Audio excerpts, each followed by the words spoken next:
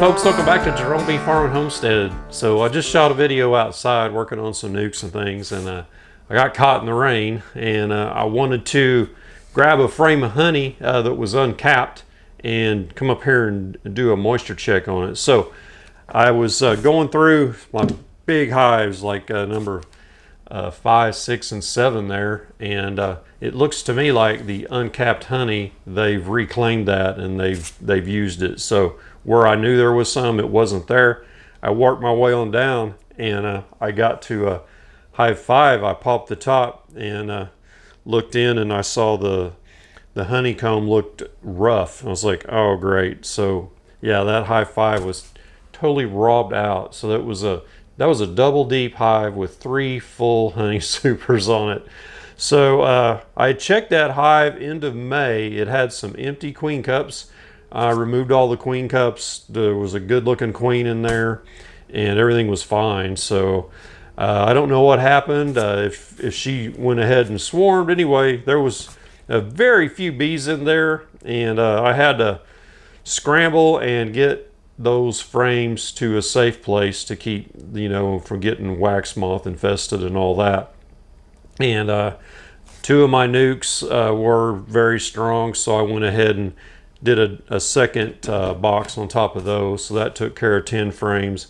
And I put the very bottom box, I just moved, it was starting to rain, so I was just ran and I put it on top of hive number 1, which it's not ready for a second box yet, but that'll protect those frames somewhat for now until I can get back out there when the rains subsided. Man, I was wanting to do as much as I could because it really cooled off because of this cool front coming through, but it's bringing rain with it.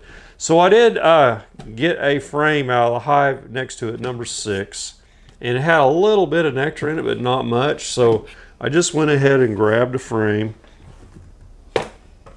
So I wanted to, just get an idea so I can do some of the capped and the uncapped. Now hive 6 is back in there in the shade where there's not a lot of airflow. So if there's going to be a high moisture content, that's going to be where it's at. So here's the frame I got. Oh yeah, there's more uncapped in there than I thought. So yeah, look here, looky here. So what's not capped, or what's capped, there's uncapped in there all around it. And I didn't realize that when I pulled it off of there. But yeah, there's some good shiny nectar in there. So let's do a little shake thing here and see if anything drips out. I am seeing some drips. Let's see, that came from on this side. So maybe I'll do my samples from over there. Okay, let's get this refractometer going. So when you're ordering a refractometer, get the one in the blue box, not the gray box, and it's going to have 3 scales on it. And the right hand scale is your percent moisture. So let's get a little closer here so you can see what's going on. And it comes in a little box like this. You can get these on Amazon. I'll put a link there. There's some little pipette things if you want to pull it out that way. I use my finger. I use this pipette right here.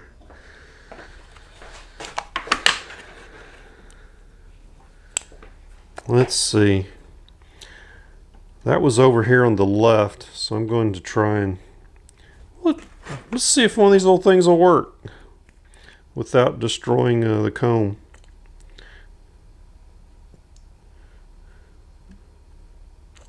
Oh yeah, I got a little bit in there. How about that? So I'm going to smear it around here on this little glass. Make sure we get good coverage and no air bubbles. And you just flip this little lid over. Boop. And you should see it, all the air bubbles go out. And it kind of like when you put a cover on an iPhone. You know how it goes. All right, let's see what we read here. I'm expecting this to be high the way I saw that shaking out. Yeah, we're at 24. That's too high. Let me clean this off and then I'll get some that's capped and see what it's reading.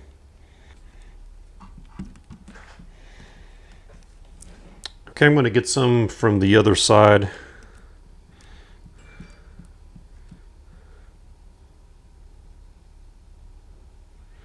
This here's pretty much uniform capped all the way across. So to me, that's going to be more representative of, you know, what we're seeing out there in the hives. It's all capped and ready to harvest. Let's see, this is reading. Turn my focus here. There we go.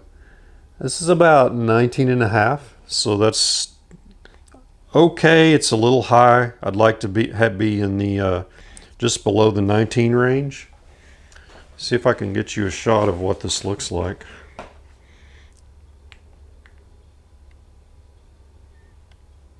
There you go. So that's what it reads.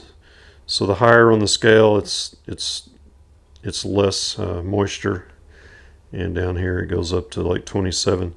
There's a couple other scales on there. There's like a Bree scale and another one. I'm not sure what they are for, but yeah, use the moisture content scale. So yeah, that's a little higher than I'd like to see. What I do when I harvest, I bring it in here and I set my supers right in here, and I've got a dehumidifier over here, and it's sitting right there, and it drains into, there used to be a washing machine there, so it drains into that, and I'll set it on like 40% humidity, and I have a gauge in here right now. We're at 53% humidity, and I crank the air conditioner down to 80 to cool it off. I normally keep the air on 85 in here when it gets really hot. So real quick, over here got our garlic and onion harvest. So it's been in here with the dehumidifier going to kind of dry it out in here as it's been so humid, and I had to pick a time between rains to harvest this. You can see it was kind of wet when I got it, but I just need to clean these up. These are ready.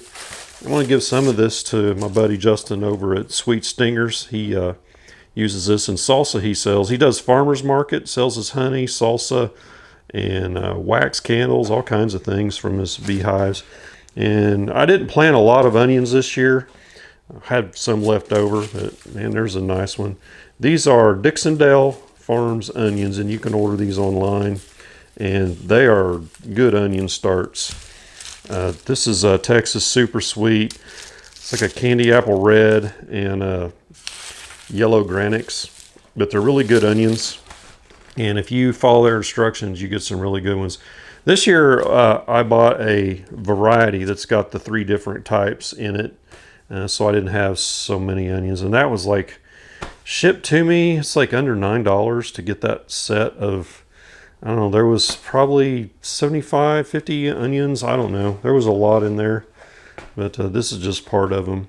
But yeah, I need to get the garlic cleaned up, stemmed off, and get it ready, and get it into another area where it can continue to cure and dry.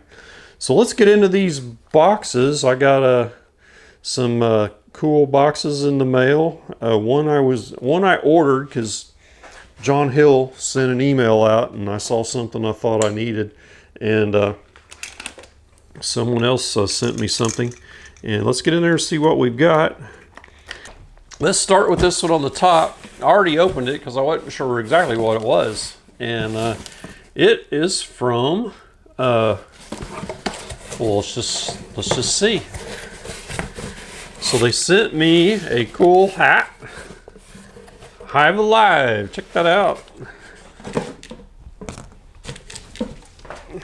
That's a neat hat. I like that. I might have to retire this one in a year or two. And they also sent me a bottle of Hive Alive feed enhancer for bees with seaweed, helps maintain colony health, made in Ireland, feeds up to 50 hives. So yeah, so when I did the unboxing a while back, that I bought their pollen patties. They were on sale, and I put a deal alert down in the community section on my YouTube.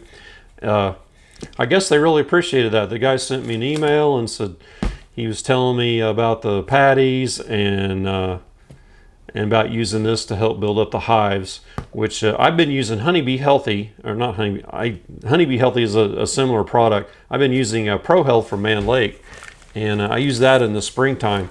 He said this will really help build the bees up in the fall, but I need to be careful this time of year feeding with the stimulant, because you can create robbing, and as you heard before, I don't need any more hives robbed out. Let's see what it smells like.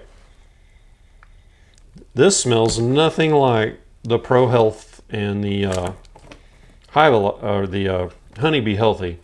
This smells like it's just full of nutrients and vitamins. It doesn't have that sweet, intense lemon smell from the lemongrass oil. So I don't think there's any lemongrass oil in this. So this probably does not induce robbing like those others. I need to email him. So it says has dried seaweed meal,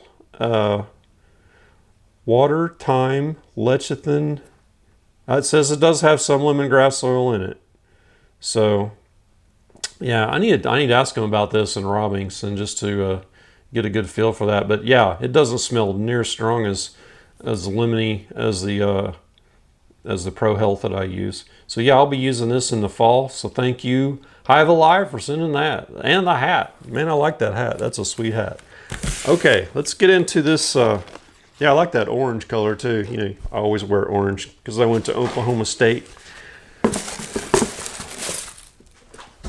Let's get into this big box that John Hill sent me from HillCo. I've had this a couple weeks. Bought it with, so there's something in here I bought with the intention of the honey harvest coming. Something to be a little upgrade. And I threw in a few extra stuff.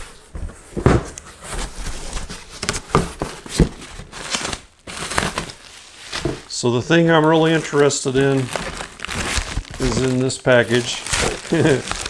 But I got some more HillCo double waxed frames, plastic. These are great, man. In the flow, the bees drew these out like lickety split. You can see the wax on them. They are waxed very well. So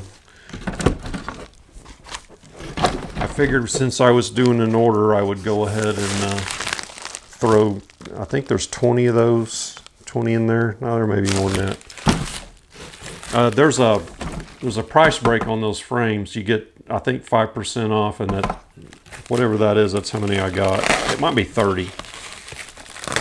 So here's the gadget I'm excited about.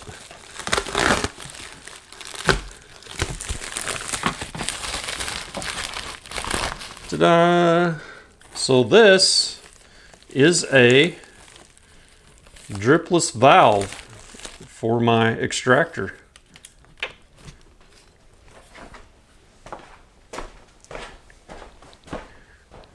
I said extractor, I meant my bottling tank. So this is going to go into where the existing valve is, and I'll give you a shot of it here in a minute. And so he has a little write-up on his page about he and his dad designed this on a 3D printer. So these parts may be 3D printed. In fact, they look like they are. So it's not the heavy stainless like the others you get, but it costs way less. And I think it works just as good as the others. And it uses some common hardware, and they've 3D printed these couplings and this part, and I think the internal valve. So I don't know if you can see the valve opening in there, but you can see it here on the bottom. So when it shuts off, it shuts off. It's done. So no drips. And that valve that's on the bottling tank, it's okay. It's a good valve. You can fill some bottles fast, and takes some getting used to. It sticks a little bit, and you got to get used to that and how much pressure you put on it when you move it. But once you get used to it, it's okay. But I wanted to upgrade to this dripless one. So let me show you in there the bottling tank and that valve that's on it, and what I'm going to replace. Okay, here's where I keep my honey stuff. I keep it in here out of the main area so it doesn't get a lot of dust and stuff. So there's the existing valve, and it slides along that slick surface there and shuts off. You can see, man, that thing will open up a lot. So yeah, this that might slow the flow down a little bit. I don't know, we'll see. But my honey's usually warm enough, it's not a big deal. I think that's the 18-gallon size I have there. And this is kind of my seed starting area. And you can see the heat mats, and I got my lights, LED lights, and I do my worms in here. I split a hive, I split a worm hive. So I had one of these vermi huts, and last weekend I split it into two so I can do my vermi composting twice as fast. And all my sugar sacks from feeding, I shredded those up, and that's bedding for these worms, and they like that stuff. They use it for beddings, and they eat it up. And I freeze all kinds of vegetable waste instead of throwing it into the compost. After it freezes, these guys here can eat it up pretty quick. Maybe we can take a peek at one of these. Whoa, a little moisture in there. So yes, you see a few right there. So I just put a big feeding in there last week of a lot of green bean ends and tomatoes and things like that. And these stack. So you have your latest feeding tray at the top, and then this will be mostly castings that you're about to harvest, and then down here is just cardboard shavings, and like this here will be down there getting what's inoculated with the moisture as it goes on down. If it gets enough, you can actually drain it out there, and you can use that. It has a lot of nutrients in it to put in your plants and things like that. I've also got my HillCo uncapping tank in here, and I have not used this. I bought it with honey revenue last year, so I'm excited about using this. I think it'll hold like 20 frames, and I bought some casters for it to put on it, and I notice now he has casters on them. So or he has a caster kit or something. Yeah, because they didn't come with casters, and I didn't want to scratch up this nice plastic fake wood floor in here. So yeah, I'm excited about using that. And it's got my that's my thick buckets for the honey there, and these are my feed mixing buckets here. And I got this all my bottling over here.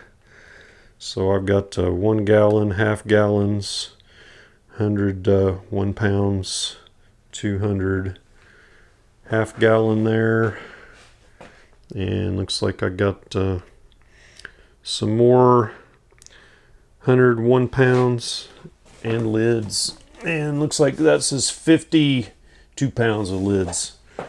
So yeah, I got enough to get me started, but hopefully I will probably have to order more at some point, but to get all that bottled up. And while I'm walking around, this is my electronics bench. So anything electronic I need to work on, I bring it in here. I've got a solder station, one of these little gadgets to hold whatever you're soldering on, all these little clips and things. Got a little low scope there, digital meter, analog meter, and this is where I charge my little fans. So yeah, it's a little shop area. Keep a lot of connectors and things in here. Pliers.